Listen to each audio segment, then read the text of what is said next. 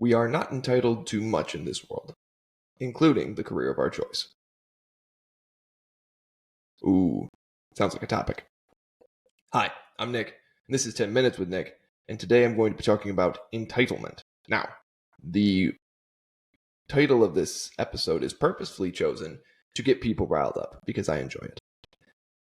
When I say entitlement, people are going to think that I'm going to be smoking the snowflakes a little bit. I am going to be berating people who dare to be upset that they don't have everything their little heart desires. And the truth is, I'm both going to and not going to. I'm going to berate everybody here. That's what I do. I make enemies. I don't make friends.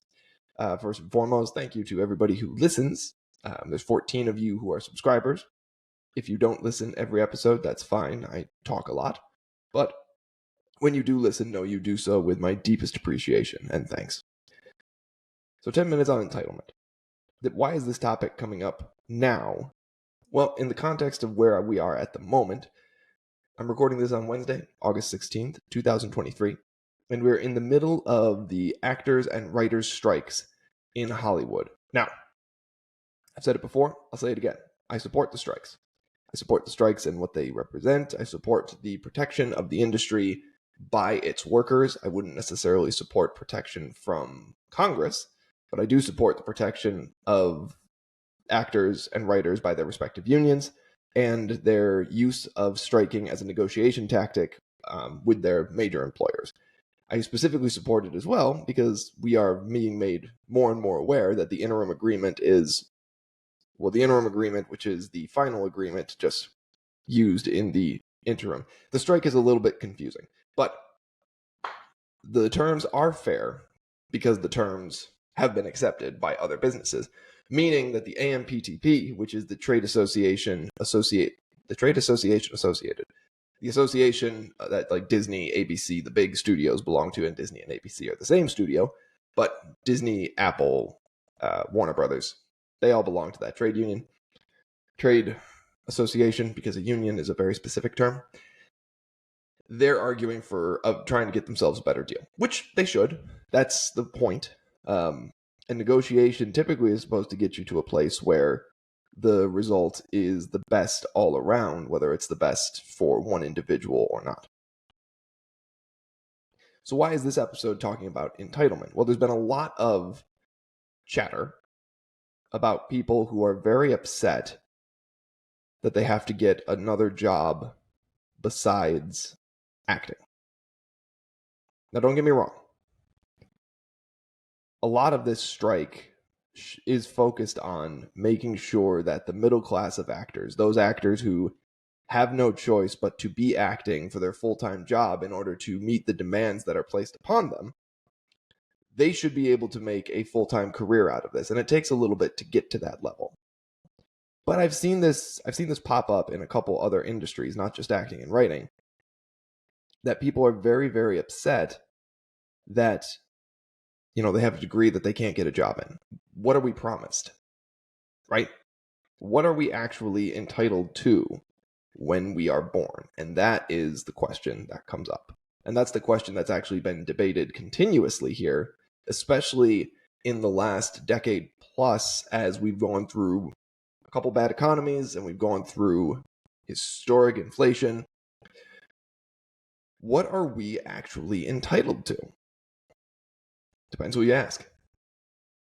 Somebody who is broke and down on their luck may agree with the statement, may not, but somebody who has nothing might say to you, well, shouldn't we at least be entitled to a little more than this? And a billionaire might say, I'm entitled to everything I have. I'm going to submit to the jury of my listeners that we're not entitled to anything. I know, chaotic. Actually, it's not that chaotic, and I'm arguing with myself, so there's nobody who can debate me here. But I'm going to say we're not entitled to anything because how else do we explain the disparities in the world? Well, it's the evil billionaires at the top. Okay? Prove that to me. I mean, show that to me. Show that to me that those people at the top are not actively looking out for themselves, but are actively looking to put others down. That's where that argument to me falls apart. Well, I'm entitled to a lot more than what I have now if it wasn't for Jeff Bezos. I'm sorry, Jeff Bezos. I'll give you that Jeff Bezos has like a stupid amount of money. Like he couldn't possibly spend all the money that he has in consecutive lifetimes. The fact of the matter is, though, that he's no more entitled to that money than you are. But what that means is that it's in his possession. He's not entitled to it, but he does have it.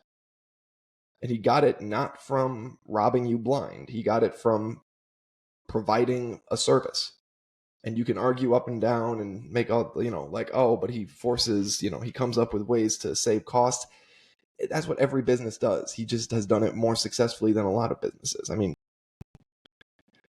I don't necessarily know that he's entitled to the success of Amazon any more than the guy who's homeless on the streets of Los Angeles is entitled to living homeless on the streets of Los Angeles.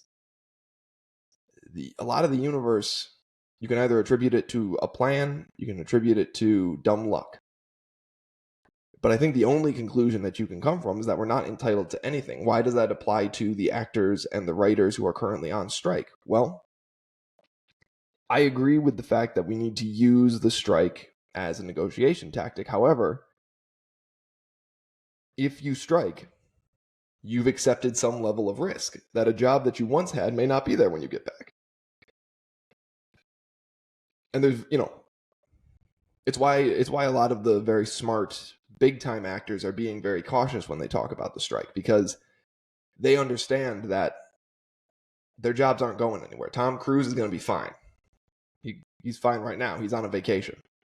Series regulars, their health insurance may be at risk, especially for those who haven't been series regulars that long, but they've got tons of tape out there on how strong of an actor they are, how good of a writer they are. And I'm saying series regular, but I mean like regular TV writers as well. It's likely that their jobs are going to be okay. Taylor Sheridan, he probably doesn't care. He's got enough successful shows under his belt. Somebody will pay him money to make another one. I mean, hell, he's got shows dropping during the strike. He didn't make them during the strike, but, they're dropping during the strike. Are they entitled to that success? Argument could be yes, that they earned it. They worked hard. But the idea of entitlement would mean that that success was waiting for them when they finished working hard.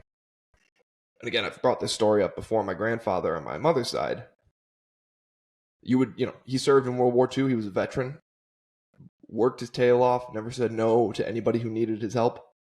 What was he entitled to?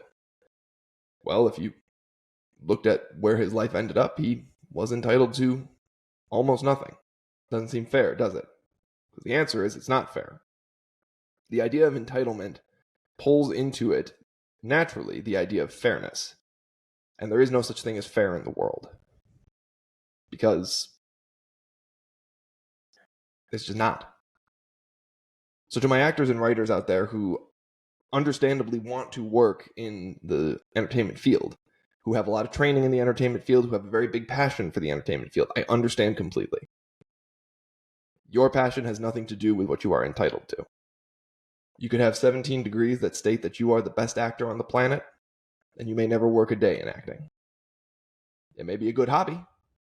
You're entitled to whatever hobbies you want. That's true.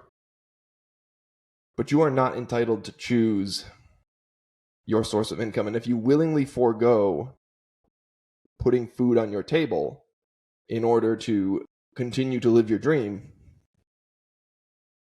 I would gently submit that then you are making a choice and that you have also sort of foregone help. This was a little bit of a meaner podcast. I'm not necessarily happy that we sort of got to kind of a mean place, but the truth is, none of us are entitled to anything. Work as hard as you can. And while you're working hard on what you want to do, what you dream of doing, make sure you balance that with putting food on your table. Because your dream that you feel you are entitled to should not take away resources from somebody else who also needs those same resources, especially if you are more than capable of earning the resources you need to support yourself. You just don't want to.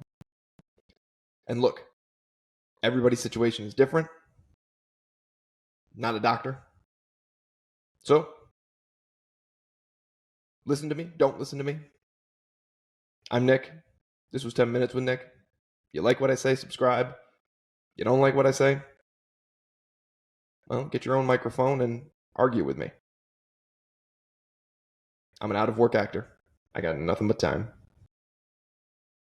I'm Nick. This was 10 Minutes with Nick. Have a great day.